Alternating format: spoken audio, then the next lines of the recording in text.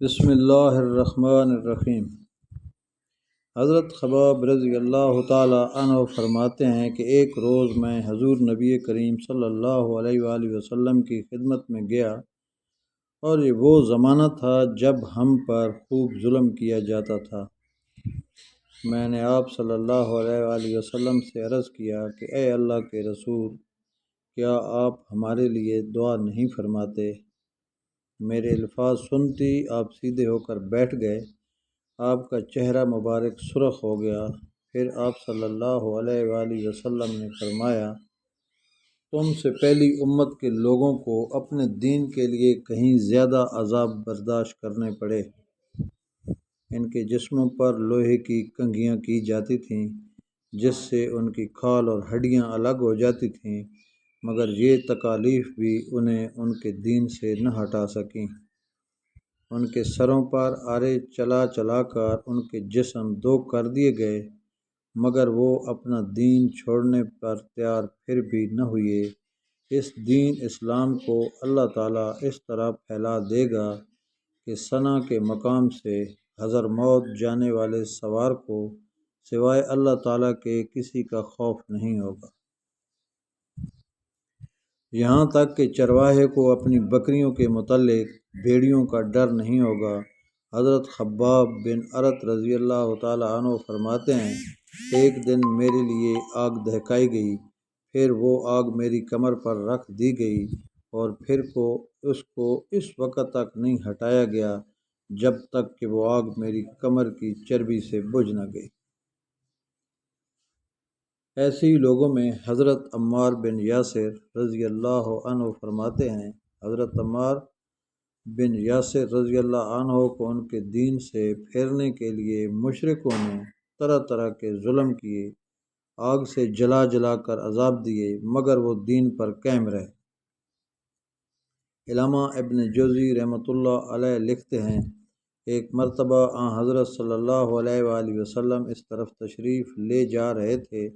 اس وقت حضرت عمار رضی اللہ عنہ کو آگ سے جلا جلا کر تکالیف پہنچائی جا رہی تھی۔ ان کی کمر پر جلنے کی وجہ سے کوڑ جیسے سفید داغ پڑ گئے تھے۔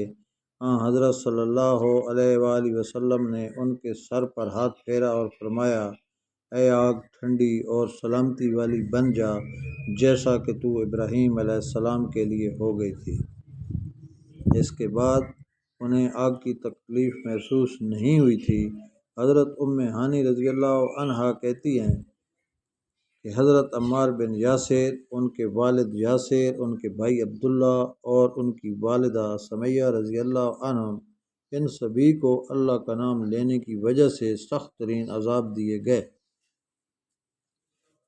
ایک روز جب انہیں تکالیف پہنچائی جا رہی تھیں تو نبی کریم صلی اللہ علیہ وآلہ وسلم اس طرف سے گزرے۔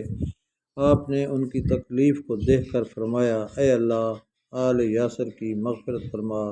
ان کی والدہ سمیہ رضی اللہ عنہا کو ابو جہل کے چچا حذیفہ بن ابن مغیرہ نے ابو جہل کے حوالے کر دیا۔ یہ اس کی باندی تھیں۔ ابو جہل نے انہیں نیزہ مارا، اس سے وہ شہید ہو گئیں۔ اس طرح اسلام میں انہیں سب سے پہلی شہیدہ ہونے کا اعزاز حاصل ہوا۔ آخر انہی مظالم کی وجہ سے حضرت عمار رضی اللہ عنہ کے والد یاسر رضی اللہ عنہ بھی شہید ہو گئے۔ اپنے ان مظالم اور بدترین حرکات کے ساتھ ساتھ یہ لوگ حضور اکرم صلی اللہ علیہ وآلہ وسلم سے معجزات کا مطالبہ بھی کرتے رہتے تھے۔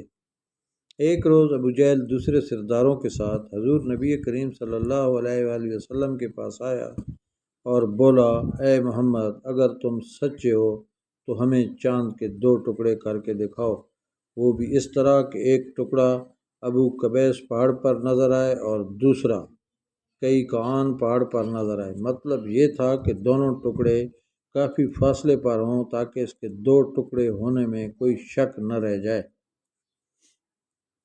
اس روز مہینے کی 14ویں تاریخ تھی، چاند پورا تھا۔ آپ صلی اللہ علیہ وآلہ وسلم نے ان کی یہ عجیب فرمائش سن کر فرمایا، اگر میں ایسا کر دکھاؤں تو کیا تم ایمان لے آؤ گے؟ انہوں نے ایک زبان ہو کر کہا، ہاں بالکل، ہم ایمان لے آئیں گے۔ آپ صلی اللہ علیہ وآلہ وسلم نے اللہ تعالیٰ سے دعا فرمائی کہ آپ کے ہاتھ سے ایسا ہو جائے، چنانچہ فوراً 2 ٹکڑے ہو گیا۔ اس کا ایک حصہ ابو قبیس کے پہاڑ کے اوپر نظر آیا، جبکہ دوسرا کئی کان پہاڑ پر۔ اس وقت نبی کریم صلی اللہ علیہ وآلہ وسلم نے ارشاد فرمایا، لو اب گواہی دو۔ ان کے دلوں پر تو قفل پڑے ہوئے تھے، کہنے لگے، محمد نے ہم لوگوں کی آنکھوں پر جادو کر دیا ہے۔ کچھ نے کہا، محمد نے چاند پر جادو کر دیا ہے، مگر ان کے جادو کا اثر ساری دنیا کے لوگوں پر نہیں ہو سکتا۔ مطلب یہ تھا کہ ہر جگہ کے لوگ چاند کے 2 ٹکڑے نہیں دیکھ رہے ہوں گے۔ اب انہوں نے کہا، ہم دوسرے شہروں سے آنے والوں سے یہ بات پوچھیں گے۔ چنانچہ جب مکہ میں دوسرے شہروں کے لوگ داخل ہوئے تو انہوں نے چاند کے بارے میں ان سے پوچھا۔ آنے والے سب لوگوں نے یہی کہا، ہاں ہاں، ہم نے بھی چاند کو 2 ٹکڑے ہوتے دیکھا ہے۔ یہ سنتے ہی سب مشرکین بول اٹھے، بس پھر تو یہ عام جادو ہے، اس کا اثر سب پر ہوا ہے۔ کچھ نے کہا، یہ ایک ایسا جادو ہے جس سے جادوگر بھی متاثر ہوئے ہیں، یعنی جادوگروں کو بھی چاند 2 ٹکڑے نظر آیا ہے۔ اس پر اللہ تعالیٰ نے سورہ قمر کی آیات نازل فرمائی۔ اس کا ترجمہ یہ ہے، قیامت نزدیک آ پہنچی اور چاند شک ہو گیا، اور یہ لوگ کوئی معجزہ دیکھتے ہیں تو ٹال دیتے ہیں اور کہتے ہیں یہ جادو ہے جو ابھی ختم ہو جائے گا۔ مختلف قوموں کی تاریخ سے یہ بات ثابت ہوتی ہے کہ چاند کا 2 ٹکڑے ہونا صرف مکہ میں نظر نہیں آیا تھا، بلکہ دوسرے ملکوں میں بھی اس کا مشاہدہ کیا گیا تھا۔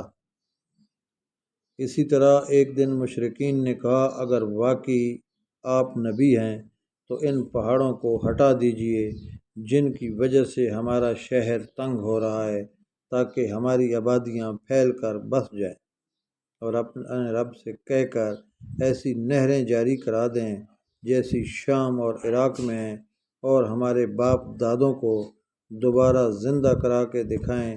ان دوبارہ زندہ ہونے والوں میں کسی بن کلاب ضرور ہو، اس لیے کہ وہ نہایت دانا اور عقل مند بزرگ تھا۔ ہم اس سے پوچھیں گے، آپ جو کچھ کہتے ہیں سچ ہے یا جھوٹ؟ اگر ہمارے ان بزرگوں نے آپ کی تصدیق کر دی اور آپ نے ہمارے یہ مطالبے پورے کر دیے تو ہم آپ کی نبوت کا اقرار کر لیں گے اور جان لیں گے کہ آپ واقعی اللہ کی طرف سے بھیجے ہوئے ہیں۔ اللہ تعالیٰ نے آپ کو ہماری طرف رسول بنا کر بھیجا ہے، جیسا کہ آپ دعویٰ کرتے ہیں۔ ان کی یہ باتیں سن کر نبی کریم صلی اللہ علیہ وآلہ وسلم نے ارشاد فرمایا، مجھے ان باتوں کے لیے تمہاری طرف رسول بنا کر نہیں بھیجا گیا، بلکہ میں تو اس مقصد کے لیے بھیجا گیا ہوں کہ ایک اللہ وحدہ لا شریک کی عبادت کرو۔ دوستو، اگر یہ ویڈیو پسند آئی تو پلیز لائک کریں اور چینل کو سبسکرائب کریں۔ شکریہ۔